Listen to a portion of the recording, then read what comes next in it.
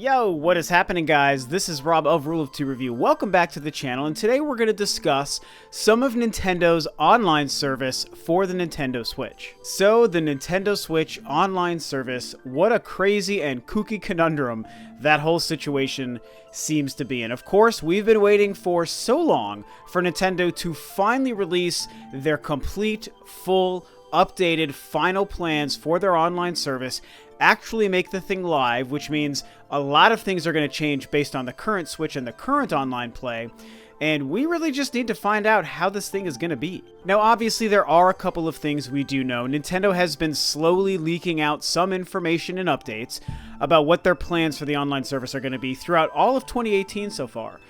Most recently, they've been doubling down over the course of the past month, specifically on Twitter, the fact that it's going to launch in the back half of September. So they've basically said, hey, it's going to be September, it's going to be the back half of September. They refuse to give us like an actual date for some reason. It's very strange that they're not giving us the actual day that we can expect this thing to go live. But what are you going to do at this point? We can only play the waiting game. So in the course of the next, 5 or 6 weeks, the thing is finally going to launch. They've also, earlier this year, given us some ideas and details over what we can expect.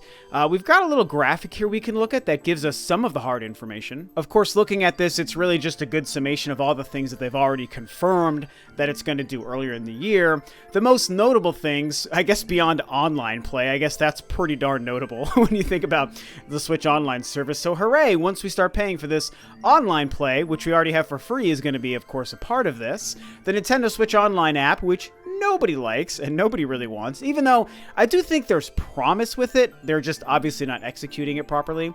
But the other notable things are the Nintendo Entertainment System Switch Online, basically 20 games. I was going to say 20 free games, but they're not technically free. But the 20 NES games that are going to be in some sort of rotational situation with this once it's live and people are paying for it. And then, of course, the Save Data Cloud Backup, which has been a big demand and a big ask for a lot of people in the community and a lot of gamers who are Switch fans and have been wanting this feature and asking for it for a long time. And so these are some of the things that Nintendo's already confirmed. Okay, once this service goes live, once you're all paying us $20 a year or $4 a month, whatever those prices break down to, these are some of the things that you're going to be able to do. Now, of course, there have still been a lot of questions that a lot of people have had about the online service. I myself have not really been sweating this whole thing, to tell you the truth, guys. I mean, that's part of the purpose of this video, is to say, for me, it's just like, well, this is what it is. It's going to be what it's going to be. When it launches, it'll do the things that it's going to do. It's not a whole lot of money. I like online gaming and I like playing my Nintendo games online. But overall, I guess I just haven't really been worried about this because so far, for the first year and a half, I've been playing my Nintendo games online for free. And it's been fine and simple and easy and whatever, you know, even with no voice chat. It's been fine. And then it's like, okay, well, later in 2018, eventually the live service, the paid service, I should say, will go live. It's going to be $20, and I'll just be able to continue playing games online on my Switch if I want to. And so there. I've just taken it as that. I haven't been stressing a lot of the small details. But like I said, a lot of people, I would even argue most people, have been sweating the details. There are a lot of demands and desires that people have for this online service, the things that people want it to provide, and so that's where we find ourselves still kind of in this sticky situation. So what I wanted to kind of do in this video is answer the question, does the Nintendo Switch Online service, right now, with the details that we currently have, does it need to do more? Is it failing to do, based on this list of stuff, is it failing to do enough to justify becoming a paid service and to justify being the backbone of the online infrastructure of a current and very hot and very popular gaming device, the Nintendo Switch? Does it need to do more? Is it failing, like I said? And it's tricky because I get that a lot of people have a lot of valid concerns and a lot of valid desires that they need this thing to do, especially if you start comparing it to the competition, what Xbox Live and PSN do and they do offer. And hey, I use those services and pay for them as well. There's a lot of things that I like about them. I do think they're overpriced because for me, I just really use it to play a couple of games online every once in a while, and that's about it. But regardless, they're overall good services that a lot of people, for some reason, just feel really satisfied with. And so what's going on with the Switch Online service? Is this a mistake? Is Nintendo charging too much? Is it a mistake to charge at all? Are they not giving us enough for what they're asking? All these things. And I have to say, I know I might catch some flack for this in this video, but personally, I really think that what they're offering for the price that they're charging so far is fine. I think it's totally fine. I don't think that they're giving us a bad deal. I don't think that they're giving us a raw deal or screwing over the gamer. I don't think that they're doing too many things to hinder the experience. There is the voice chat thing, which I'm going to get to in a minute. But before we get to the voice chat, when we look at the surface level stuff, what they're offering and what they're charging, honestly, guys, I think it's overall going to be fine. Now, before a lot of you start yelling at me, let me just reiterate that I'm somebody who doesn't have a lot of these desires. I'm somebody who hasn't been losing much sleep over the online play on my Nintendo Switch pretty much at all. I do understand some of the complaints. A lot of them are valid, and I do understand, again, the voice chat thing we're going to get to, needing save data backup, and it sucks that it's behind a paywall. Those are actually really valid complaints, and I totally understand. I think it just comes down to the fact that these are not important things to me. I've been playing online for free for a while. That's been great. Now it's going to go live. The main thing I'm going to use it for is to just play games online when I want to play Smash Brothers Online or Dark Souls Online. Diablo 3 recently confirmed to be taking advantage of some of these features when I play that online, and so on and so forth. Mario Kart, Splatoon, whatever. It's like I'm going to be able to continue to do that for another small fee. Like, I'm sorry, 20 bucks. I get that everyone has a different income and a different walk of life. I totally respect that, really. But let's be real, 20 bucks for a whole year is so insanely affordable, and it's so crazily competitively priced that it's hard for me to find any fault in what Nintendo's doing. Nintendo, in my opinion, again, I know you guys are going to yell at me for this, but that's just fine. Nintendo, or any of the companies, Sony or Microsoft, they could charge $20 a year for the online service and offer literally nothing but online play. And at the end of the day, I think that it's probably fine. In the vacuum of the gaming space and what traditional pricing has been for services like these, I think that would be completely okay. So to me, online play for 20 bucks a year for the online service, I mean, I don't know what to say. I'm cool with it. That's the only thing I care about. Will I check out these rotating NES games and whatever they're doing with those? Absolutely. They might turn out to be really great. Will I use the save data cloud backup? Eventually, I might use it at some point. Sure. I mean, if I need to switch switches or whatever may happen in the future, yeah, that's a good thing for gamers to have access to. And I agree, it actually shouldn't be behind the paywall. I do think that is a mistake from Nintendo. But again, for me, I just don't care when specifically comparing it to the online network. I don't think many of us are going to be struggling to decide, okay, well, I guess I got to fork over 20 bucks to have this online service. I think most people are going to do that with ease without even thinking about it, making a very small dent in our wallets for most of us out there. And then, hey, there we go. We're going to be having online play and a couple of extra weird little features that they're giving us. I think that's totally fine. Now, of course, I do still need to revisit the cell phone app and the voice chat situation, because when all things are considered, you know, all the good that the online service is doing, all the bad that the online service is doing, the fact that I'm overall totally cool with it and not losing sleep with it, but also acknowledging some of the faults, at the end of the day, the voice chat thing and the cell phone app thing is still a problem. I will agree. This is something that should be coming standard with any online gaming console device in 2018. It should be an absolute standard feature. It should not be cumbersome to set up. It should not be awkward or weird or confusing to use. It shouldn't require an extra device, that being your cell phone, with an app attached to that, and having to plug into that and having it drain your battery, and you can't turn your phone off. Although I think they've actually updated that feature on the app. All these different things. Everything that we all know is a huge problem with the voice chat situation from the Switch. It shouldn't be a problem. I don't think that it's actually specifically tied to like launching the online service and the 20 bucks we're paying, because that's already been something we've been able to do for a while now. The app has been live. The voice chat feature on that has been live. Only one game has been taking advantage of it, but it's been live for a while, well before this $20 service is going to launch in a couple of weeks.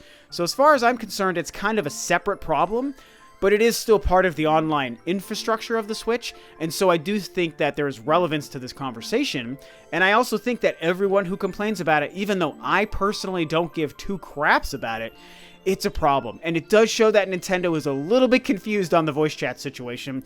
They're very much behind the times. I think that they know people don't like the app and they don't like the voice chat situation the way it is, but they're being stubborn. I think they're trying to just kind of kind of put their head in the sand or sort of put their head down and like a bull just charge through the complaints and charge through the problem that they've created, and doing it this way and hopefully knock all the complainers off the cliff, and all the few people left standing are the ones who either don't care like me or are weirdly just happy with it and maybe actively like it, and so they're going to feel like, hey, now just the people who care about it are the ones left, and that's all we care about. And I mean, I have to say, my opinion here is I honestly think that's the wrong way to go about it. I think Nintendo is making a huge mistake. And with the launch of the online service, the paid service, in a couple of weeks, I think it would be a great opportunity for them to announce, hey, we've fixed this whole problem. Yes, the app will still exist, but it's just going to be there to aggregate some data, give you some extra perks and features for different online games that you're playing, and maybe even interact and message with people in different ways, like when you're not with your Switch or when you're not at home gaming.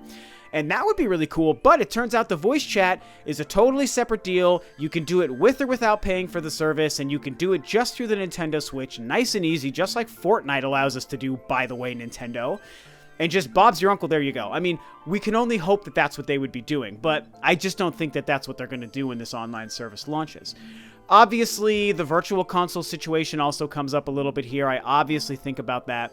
What about classic Nintendo-made games? Classic games for previous Nintendo consoles like the Super Nintendo, the 64, the GameCube, other stuff like the TurboGrafx-16 or Sega Genesis, typical virtual console stuff, the eternal mystery that is the Nintendo Switch Virtual Console. And I mean, you know, hey, they're doing these 20 NES games and apparently adding more to the rotation down the road. Will we ever get confirmation that games that aren't NES will be added to it? Maybe, maybe not. Are we going to get a traditional virtual console ever? I personally don't think so, but you've heard my theory 1,000 times. I think eventually, after this service launches and people are paying for it, Nintendo might start making available individual downloads for Super Nintendo and 64, etc. I think that would be really cool. I wouldn't see that being hidden behind the online paywall, because then they're making people pay for the privilege of paying more to buy a game from Nintendo. And not only would that be just ridiculous and asinine, it would also make it harder for some people to just want to buy games. And Nintendo would literally be creating a barrier for some people to buy stuff from them, and that would be completely stupid. So I feel like that whole thing, if anything ever comes of it, won't even be associated with the online. And the only classic online gaming associated with the $20 a year is going to be these rotating NES games. I mean, that's the feeling I have right now. Obviously, time will tell when this all launches and gets going if any of that's correct, or if I'm totally off base, or if some of it's true and some of it isn't true. It's really weird, and it speaks to the fact that there are still questions. There is still a mystery about what's going to happen when this online service launches in a couple of weeks. A lot of people keep saying, come on, Nintendo, give us a Nintendo Direct about the online service. Talk about it in a Nintendo Direct and all these things. And I'm like, honestly, guys, I don't think that Nintendo's ever going to have a reason to, at length, discuss the online service in a Direct. That doesn't seem like something Nintendo would do. I think they might put out their own little 2 or 3 minute video on YouTube, or they might make a press release, or they might do something else entirely, or they might just put it out and just, you know, update this graphic here that we've seen at the beginning of the video and just add a couple of more squares with new features to it and just call it good. I think that, honestly, that's what they're going to do. We're not going to get this 30-minute Nintendo Direct blowout of their online service. That it doesn't even really need that, does it? I mean, are any of us really confused about the basics? No, we're not confused about the basics. We're confused about other features that haven't been detailed, but we understand we pay you $20, we can play online, save to the cloud, and play some NES games. Like, we know that. Those things are going to happen, and it's the online play, bringing this back around to end this video. It's the online play that is the crux of the whole deal, you guys. The thing we should all be the most concerned about is playing our games online. Nintendo gave us a great year and a half where everything was free. Now they gotta flip the switch, follow in line with their competition, and start charging a very small nominal fee to be able to continue to play online. That's what I care about. I want to play Smash Brothers online when it launches. I want Dark Souls to be connected to those online servers when I play it. That's what I care about, and that's what we're going to get for sure for $20 a year in September.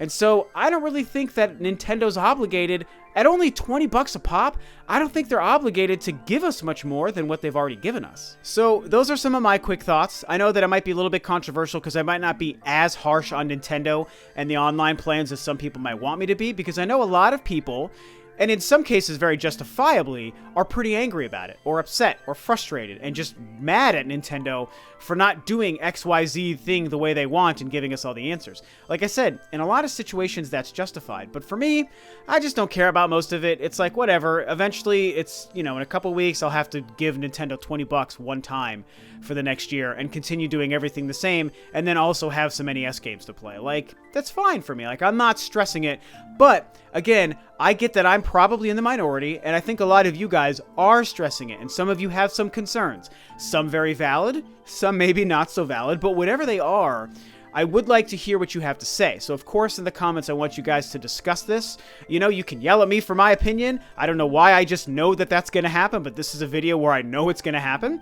So you can tell me what you think about what I've talked about, and I also want to hear your thoughts and your perspective on this. Do you think it's fine like I do? Do you think it's a problem like other people do? Are you mad about it? Are you happy with it? Whatever you think, all opinions are welcome here as always, and that is going to be it for me today. Thanks, of course, as always, for tuning in, guys. This is Rob of Ro2R, and I'll catch you next time on another video.